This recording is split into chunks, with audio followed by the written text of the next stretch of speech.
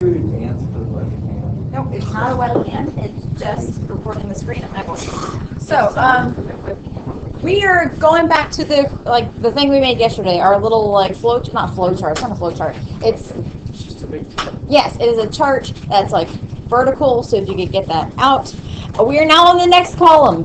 What's the next column's title? So what? Okay, so under the so what, you are going to be writing the multiplier effect. So under the so what, we are on the multiplier effect. Multiplier. Was there an effect for the other one? No. Okay.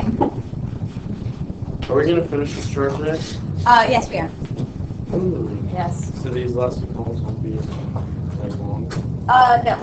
So what the multiplier effect is, the definition of that is any change in aggregate demand will actually bring a greater change in GDP. So if you think if consumption goes up by $1, GDP is going to go up by $1.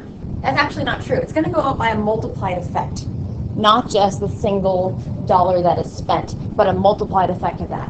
But it really just depends on what the MPC and MPS are. Connor? Is it because the stuff's being bought and then more people are being employed because of that? Yeah, that dollar that you spend is going to go in the register, and they're going to take that from the register to pay their employees, and their employees are going to take that and they're going to spend it somewhere else. So that dollar is going to have a multiplied effect than it would have had just that. It's not just going to be a $1 change. So the larger the MPC, the larger the spending multiplier will be. The more people consume from each dollar, the bigger multiplied effect it will be. If people are taking their money and saving it and NPS is really high, then it's probably not going to have a huge effect if people spend. But if people are spending it, then it's going to have a bigger multiplied effect. So here's this multiplier formula. And I believe K in physics is a multiply thing. I don't know. I barely passed physics. My K was really bad. You barely passed what? Physics. Really? Yeah. That was like me with chemistry. I got caught cheating. They gave me a 0 on the test. Can you explain to me No. what You're a baddie. Yeah, I know. Can you explain to me what MPC and MPS is? MPC is our, for those people that were not here, and I did record yesterday's video and I threw it up online yesterday, so watch it, otherwise you're going to be really confused. MPC is the marginal propensity to consume, and MPS is the marginal propensity to save. So that basically means if you were to get an extra $1, what is your inclination to save of that, and how much of that are you going to spend? So you can only spend or save. So if you spend 80 cents for every $1 that you have, your MPC would be 0.8, while your savings would be 0.2. So you'd be spending 80% and saving 20%. So the multiplier, which is K, but we're going to have the spending multiplier, so we're going to say KS is equal to 1 over 1 minus MPC, or you can save yourself some time and just memorize 1 over MPS, because 1 minus MPC is MPS, because they're added together always equal to 1. So you can just you can memorize this formula, or you can just save yourself one tiny step and just do 1 over MPS. So KS is 1 over MPS. Okay. So for example, here's the example, you don't have to write this down, but for example, if they have a question that says, say Americans spend 75% of any increase of income and save 25%, what is the spending multiplier? So it's going to be, yes, thank you. It's going to be, this is how you would set it up. That spending multiplier is either going to be 1 over 1 minus MPC, which if they're spending 75%, that means MPC is 0.75. So 1 over 1 minus 0.75, or 1 over 0.25. Let's pretend, how do we solve 1 over 0.25 without a calculator?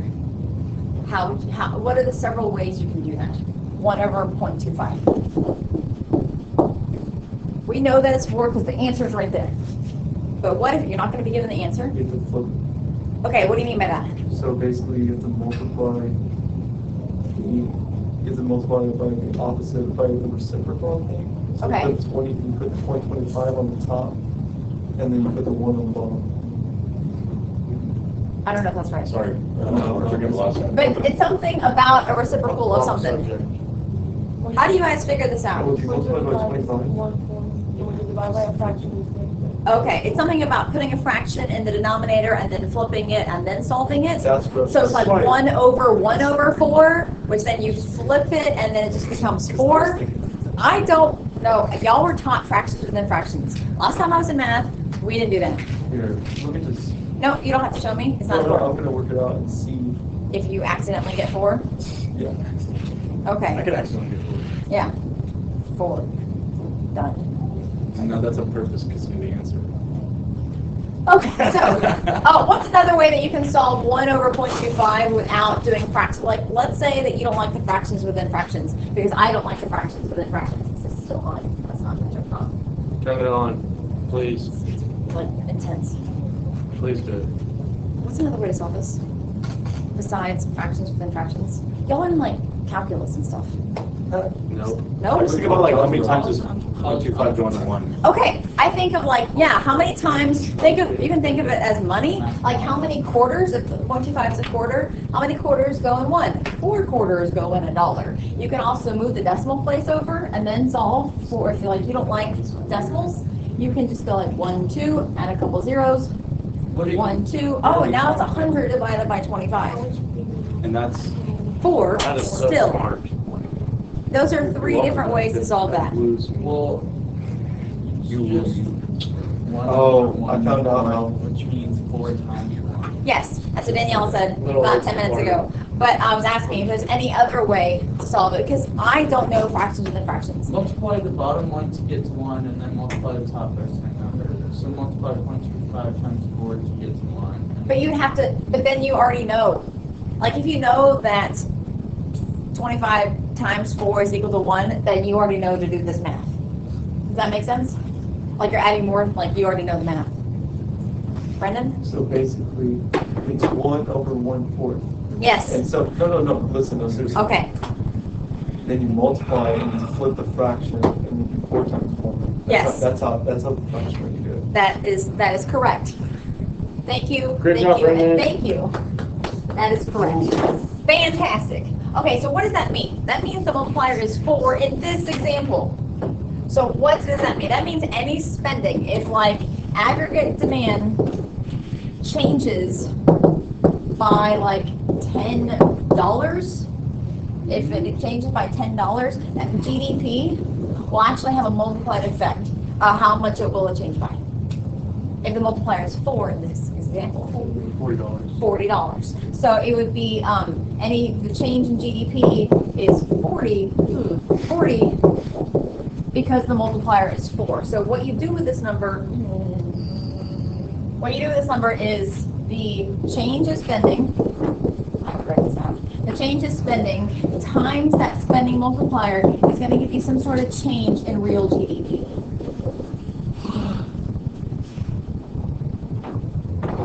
If there's some sort of change in spending, it's going to have a multiplied effect. So if there's a change in spending by $10, and the multiplier in this example is 4, it's going to be 10 times 4, you're going to have a change of $40. It could also be backwards. They could give you like GDP change and the multiplier, and they'll say, well, how much did they actually spend? It's like, oh, like change GDP was $40. The multiplier is 4. How much did aggregate demand actually change by? Oh, well, it's 40 divided by 4, and then if you solve for 10. Okay. I have a thought. No, I don't. You can tell me. No. I'm not ready to make that point yet. What? Huh? I said you're angry. Yeah, same thing. I'm angry. Okay. There's another multiplier. Okay. The other multiplier is called the tax multiplier. So there's the spending multiplier, which is KS equals 1 over MPS. And then there's the tax multiplier. And the tax multiplier is this. K, this time we're going to say KT.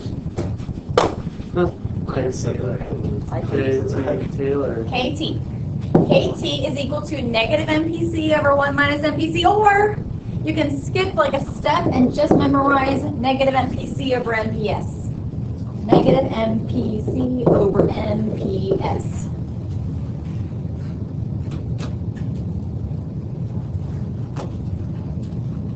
Okay, So let's say our numbers are still the same. What was our MPC from the previous question? No. How did we figure out up here? Oh, We use NPCs and NPSs. That was our NPS. 0.75. Are you sure? yes. How do you know that? Because that's what you spent. That's what is spent right up here. So they spend 75% of any increase of income. Okay, so NPC is 0.75, and their NPS is 0.25. So what is the spending multiplier? How do you solve, like, how do you set up the equation? Denver, what is KT? What over what? Negative MPC over MPS. So what's our MPC in this example? Negative 0.75. Negative 0.75 divided by 0.25. 0.25. You will not have the calculator. You will have to figure out what negative 0.75 divided by 0.25 is. So, how can you figure that out? You Connor, know, pay attention so you're not telling me what Daniela said like 2 minutes from now. with the decimals. You can move the decimal places over again, like this becomes, instead of 0.75, it becomes negative 75, and then this becomes 25, so then it's 75 divided by 25, For every one, Or Just know the negative. quarters. negative 3. well, you said 75. Or you can say quarters. You can think of like money. How many 25 cents are in 75 cents? 3 25 cents are in 75 cents. Or you could do, which is weird, fractions to the fractions, but this is 3/4 divided by 1/4, and somehow the 4s cancel each other out, and I don't know, but there's 3 left. Because Makes sense to math. Math. Because of math. math. Thank you, Force cancel Thunder, out for math helping one me learn that. is 3. Okay. So, what does that mean? That means any change, this time, what are we changing? We're not changing spending now. What are we changing? What's the name of this multiplier? We're changing taxes. There's some sort of taxes change. Times, what are we multiplying it by? What type of multiplier is it? Lauren? I know you weren't listening, that's why. Oh, really? Welcome to being a teacher. You're so mean. Yeah, you're a teacher now. How do you KT. get teacher 101? KT. KT, what is KT? Tax multiplier. The tax multiplier, the taxes is going to be multiplied by the tax multiplier? Yes. Yes, it is. But what is this going to do? It's going to do what? It's going to change the GDP by a multiplied amount. Real GDP. Okay. What would the government do if they want to change GDP, like they want to grow the GDP? What would they do with taxes? Who said it? Why would they cut them? Why? Because most People buy more. I'm sorry, Georges, why? Because people buy more. Right, if they have more money to spend, because less is being taken in taxes, they're gonna spend more money. And so let's say how would you show like cutting taxes? Like if you're lowering taxes by like $10. Right, a number. Oh, put all all the of the taxes. The taxes, living taxes minus 10. Not minus 10. We're cutting it by $10. Oh, like so minus 10, like that? Like Yeah, negative it'd be 10? Yeah. Well, no, taxes. No. But tax is a variable. That means tax cut with T. taxes. If we were raising taxes, it would be like a positive 10. I'm just gonna hurt myself. Does that make sense? Please don't. And then you multiply. By the tax multiplier, in this case, it is -3. negative 3. Why is the negative important? Because that's the integer before it. Yeah. Oh, because you spent 75%. Why was like the spending multiplier a positive number, but the tax multiplier a negative number? I just heard that video.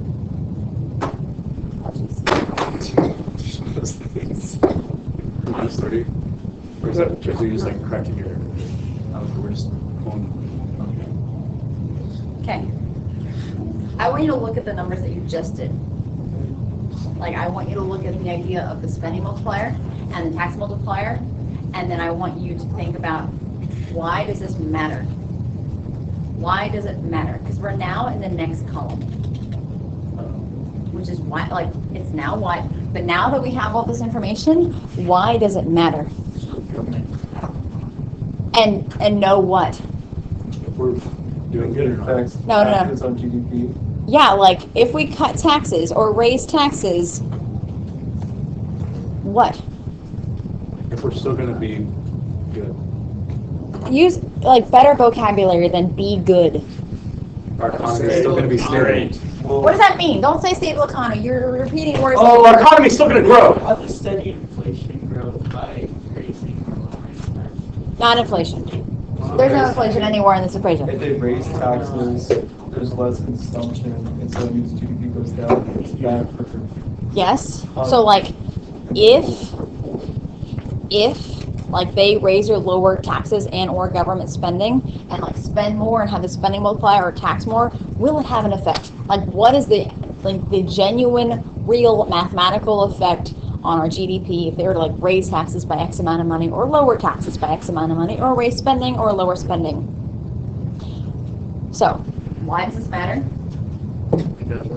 It does. It totally does. Because I'm about to like make kind of a big point. What's going on? No, I don't. I'm trying to do this. So the last column.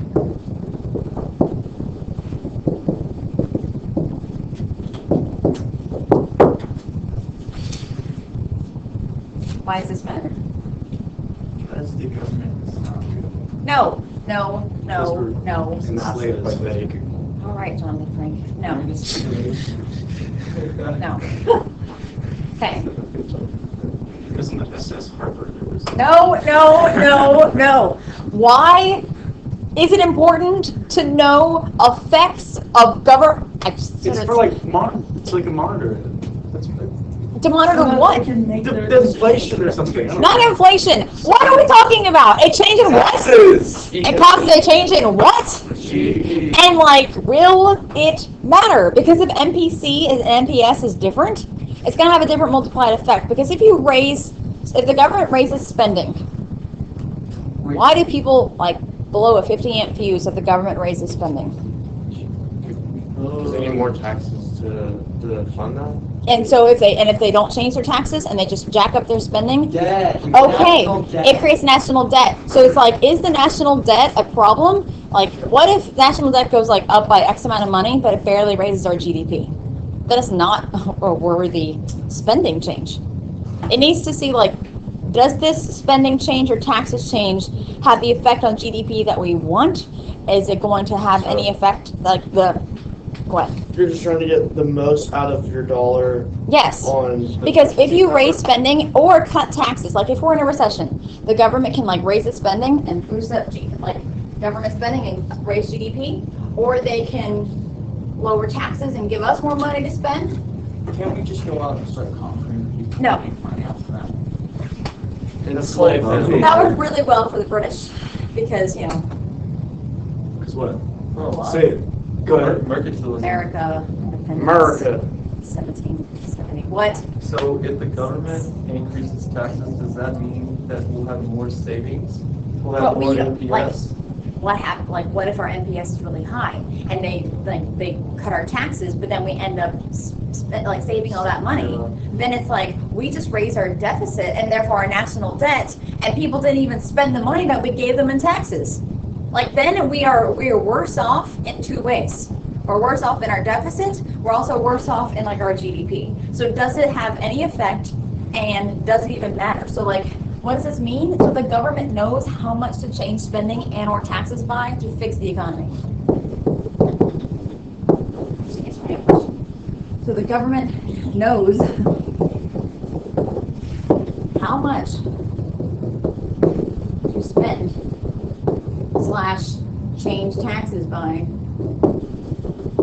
It's just a simple column. Taxes. The last column. Oh, jeez. I mean, John did say to monitor. Yeah, that's fine. I'll just get yelled at. No, it's good. It's good. Thank you. It's okay, John. I thought your answer was right. Just, Is that all we have to write in this column? nope. it started, not even I did. Yay. How much did GDP change by if they did the spending change? In this question, in this Multiplier. example, they had a multiplier of 4. And so the spending change was 10 times 4, which is 40. But the tax multiplier, that was different. Oh, jeez. What was the tax multiplier in that example? Negative 3. So in this example, last column, the KS was 4 and the KT was 3, negative 3. Any effect on GDP is going to have this times effect. So if you change spending by, let's say, 10, let's say billion this time, because that's more accurate, you're going to have a multiplied effect of $40 billion on GDP. But what if you, I don't want to spend, I want to change taxes by 40 billion, I want to cut taxes by 40 billion. No, just kidding. I want to cut taxes by 10 billion. Taxes of cutting by 10 billion times that negative 3 is going to change GDP by 30 billion. The same amount of money is being affected in terms of spending and taxes. And so therefore our deficit is going to be affected by our deficit is going to get $10 billion worse here and $10 million worth here. But what happened to GDP? It was increasing with spending more than it was with taxes. Every time, the KS is going to yield a greater effect than KT. Never get back your spot. Thank you.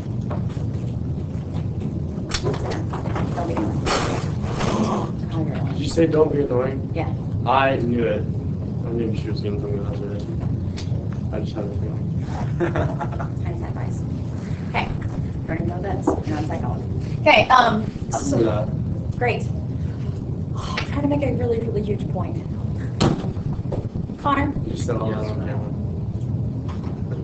if I raise spending or if I cut taxes, that makes I don't have any money to do that. If I raise spending, if the government raises spending, that's going to create a deficit. If they lower taxes, it's going to create a deficit because then they're bringing less money in. Which one has a bigger effect on GDP though? What, Lauren? Why? Because the multiplier is 4, not the number's bigger. The spending multiplier will always be bigger than the tax multiplier. A spending change will always have a bigger effect on GDP than any tax change. Why do you think the government chooses to spend its way out of a recession as opposed to lower taxes? Because it's obvious here. Because of mathematical, it will, no matter what you do, you have to cut taxes by more, increasing our deficit more to have the same effect. You get more bang for your buck by doing the spending change. So in terms of mathematical, effect, you're going to have a bigger effect by changing spending than by any change in taxes, just because the multiplier is always going to be bigger.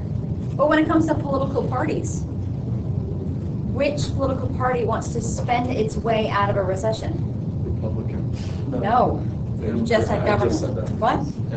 Democrats. Which one wants to lower taxes for people to get out of a recession? Republican. Which one's going to have a bigger effect on the economy? Spending. Which one's going to have a smaller effect on our deficit? Spending. Which one is mathematically better?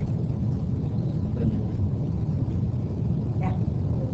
This one is better than that one because I have the same effect toward our deficit, having no money, but then I'm getting more out of the spending change than any taxes change. I don't have to cut taxes by a larger amount to equal the same amount than before. And that would hurt our deficit even more. So to have the same effect, I'd have to hurt the economy more in the long run. Here, yes, I'm still hurting it by having a deficit in the first place, by spending more money than I didn't have, but I'm going to get out of a recession even more and faster and better by $10 billion more. It doesn't matter what MPCs and MPSs are. The spending multiplier will always have a bigger effect on GDP than the tax multiplier is. Doesn't matter. It's doesn't matter which MPC is, if it's 0.75 or 0.9 or 0.8 or whatever, KS is always going to be greater than KT. So it looks like, just based on this, Democrats are more correct mathematically than Republicans. But on Monday, I think we're going to see the Republicans rebuttal. Like, oh, you're right here, but then here's the effect in the long run of the thing that you say. So right now, like round one, Democrats win. Because the spending change, which is a Democrat point of view, is better for the economy than taxes change. Would that lead to more inflation than the tax? They're both going to lead to inflation because this is both shifting aggregate demand to the right. Either more spending, government spending goes up, lower taxes, consumption goes up, shifts aggregate demand to the right, which raises the price level on the aggregate demand graph, which is inflation. They're both raising inflation. They're both creating a deficit, but one's going to have a better and bigger effect on the GDP than the other. So when you were talking to yourself, did y'all figure that out? Yeah, I knew that all along. Yeah, of course. So, round one goes to Democrats just because of math. Just because of math. So Brandon. during a recession, this is the short-term solution, This is a short-term solution and get out of a recession. but long-term, it doesn't play out well. Long-term, it doesn't play. Long-term, Republicans are going to come back and say, your thing doesn't play out well for this reason, and has something to do with interest rates, because everything has to do with interest rates. Wait, everything? Literally everything that we talk about boils down to interest rates. So, even if I get that FRQ, I could just write. Every FRQ has something to do with interest rates. So, you know, I'm not yelling. All day. learn this, John.